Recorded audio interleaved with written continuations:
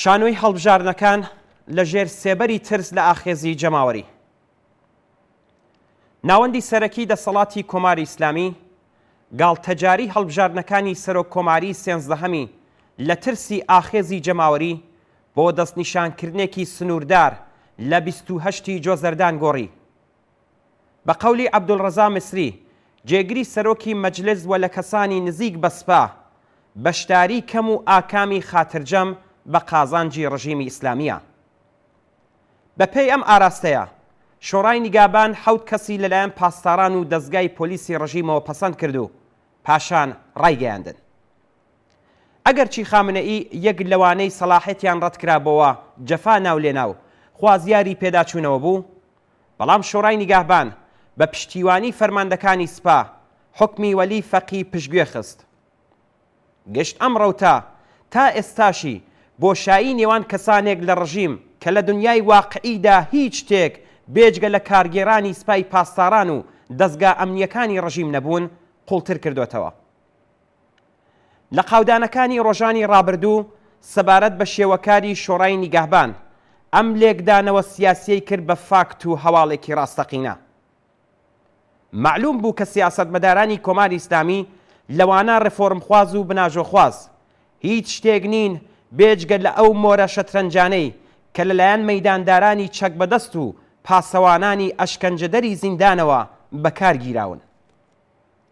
ئەوان لە بری خۆشخزمەتیان بەشێک لە سەروەتی تاڵانکراوی وڵات و چەوسانەوەی کرێکارانی ئێران بەدەستێنن، سربەژێر و گوێ بە فەرمان و مەئموریەتیان ئەوەیە کە ڕوخساری سیاسی و ئیدیۆلۆژیکی ڕژیم بڕازێننەوە. ئێستا لەم قۆناغەدا ئەم ڕیزە شێواوە مەئمور کراون تا ئەم دەورەیە لە هەڵبژاردنەکان بە بێدەنگی تێپەڕێنن. بەڵام بە پێچەوانەی خواستی ئەوان ئەم جارەیان سەرڕای جەماوەری بەرینی خەڵک ڕیزێکی بێوێنە و گەورە لە بایکۆتکەران پێک هاتووە کە بەرینایی ئۆپۆزیسیۆنی ڕژیم لە ناو توێژە جۆراوجۆرەکانی خەڵکدا نیشان دەدات.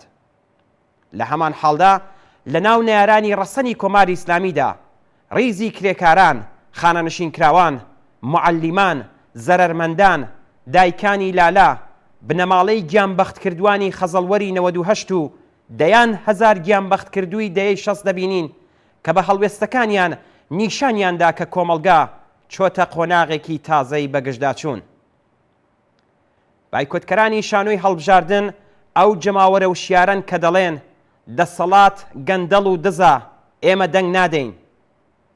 لە شارە جۆراوجۆرەکان بۆ نمونە لە تاران، مەشهەد، تەورێز، قۆم، ئەهواز و چەند شاری دیکە چەندین کۆبوونەوە بەڕێوە چووە و لاوان بوێرانە هەڵبژاردنەکانیان مەحکوم کردووە و ڕایانگەاندووە کە ئێمە لەم ساتانەدا بیر لەو 1500 کەسە دەکەینەوە کە لە خەزەڵوەری 98دا بەدەستی ئەم جەنایەتکارانە کوژراون و هەموو بربژێرەکانی ئێستا ئەوەیان پەسەند کردووە. ئەو 7 کەسەی کە سەلاحەتیان پەسەند کراوە هاوشێوەی ڕئیسی قاتڵن. لە ئەهواز لاوێک گوتوویەتی کە ئێمە لە ناوچەی مەعدەن و پاشکەوتی نەوت و کێوی سەروەتی سەرچاوەگرتوو لە فرۆشیان دەژین، بەڵام ناتوانین پەیداویستیە سەرەتاییەکانی ژیانمان دابین بکەین. بۆ دەبێت دەنگ بە ئەم دزانە بدەین؟ پارەی نەوت چی بەسەر دێت؟ نەفرەت و تووڕەیی کرێکاران، معەلیمان، خانەنشینکراوان و هەموو جەماوەری ناڕازی لەم ڕۆژانەدا کە نزیک بە 28 جۆزەردانە زیاتر لە پێشوو هەڵچووە. جیاوازی ئەم شانۆیی هەڵبژاردنە لەگەڵ شانۆکانی پێشوو لەوەدایەکە ڕیزی بایکۆتکەران بەرینتر و دەربڕینی ناڕەزایەتی بوێرانەتر و بەربڵاوتر بووەتەوە. ناڕازیان مەسەلە سەرەکیەکانی کۆمەڵگا دێننە گۆڕێ و خۆیان بۆ ڕوبەڕووبوونەوەی چارەنووسسازی داهاتوو ئامادە دەکەن. خەڵک بە دەخاڵەتی خۆیان لە کەمپەینی دەنگ نادەین لە مەسەلە ئەساسیەکانی وەک قەیرانی قوڵی ئابووری و بێتوانایی ڕژیم لە وڵامدانەوە بە پەیداویستیە سەرەکیەکانی خەڵک گەیشتون.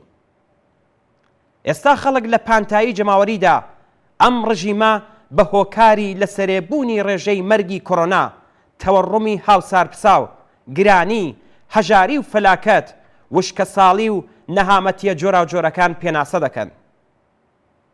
لە ڕاستیدا کاربەدەستانی ڕژیم دەمێکە بە تایبەت لە هەڵبژارنەکانی 88 بەرەو ئەملا لە بەڕێوەبردننی هەموو جۆرە هەڵبژارنێک تەنانەت لە شکڵی شانۆشدا دەترسێن. ئەم ترسە لە ئێستادا زیاتر لە ساڵانی پێشوو خۆی نیشان دەدات. هەر بۆیە ڕژیم لە خەزەڵوەری 98ەوە بەرەو ئەملا بڕیاری داوە تا لە ڕێگەی بەکارهێنانی توندوتیژی بێسنوور لەگەڵ جەماوەری ناڕازی بەرەڕوو ببنەوە.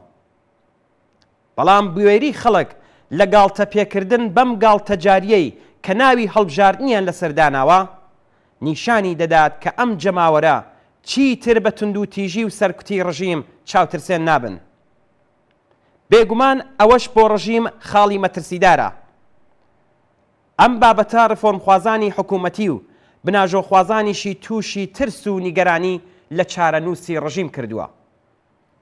ئاڵۆزی ئەم ڕۆژانە بڕیاری ناتەبای ڕفۆرمخوازانی حکوومەتی و تەنانەت قسە و باسی عەلەنی کەسێکی وەک ئەحمەدی نژاد سەبارەت بە لێک هەڵوەشانی ڕژیم لەم چوارچێوەیەدا قابلی دەرکە. شانۆی هەڵبژارنەکانی ئێستای ڕژیم خۆی لە خۆیدا زۆر گرنگ نییە، بەڵام سەرنجدان بە ئاڵوگۆڕی ئارایشی ڕژیم پاش ئەم شانۆیە گرینگە. ئەم ڕژیمە دەمێکە بە ئاشکرا ڕایگەاندووە کە دەسەڵاتی کۆشک نیشانەیە. ئەوەی کە پێشتر لە ژێر ناوی مۆستەزعەفان باسییان لێ دەکرێت کەسانێک بێجگە لە کارگێڕانی ئەم ڕژیمە نین. لە بەرامبەر ئەم هەڵوێستە ئاشکرایەی خامنەئی و باقیەکەیان وشیاریەکی چینایەتی لە ناو جەماوەری کرێکاریشدا خەریکە شکڵ دەگرێت. بە هەڵکەوت نییە کە ئەگەر بۆ نمونا دەبینین کرێکارانی نەوت، پێترۆشیمی، گاز، بەرق، ڕێگەی ئاسن و هاوشێوەیان یەکگرتووی نێوان کرێکارانی ڕەسمی، پەیمانی، قەراردادی، حەجمی و باقی بەشەکانی دیکەیان زیاتر لە ڕابردوو خستۆتە دەستوری خەباتی خۆیانەوە. ئەوان بە ئاشکرا باز لە پێویستی هەبوونی ڕێکخراوی چینایەتی لە هەنگاوی یەکەمدا بۆ ڕاماڵینی پەیمانکاران دەکەن. بێگومان حەقیقەتی لەم چەشنەیە کە ریزی کارگێڕانی کۆن و نێوی ڕژیمی شێواندووە و بەم جۆرە پەتەی یەکتر دەخەنە سەر ئاو.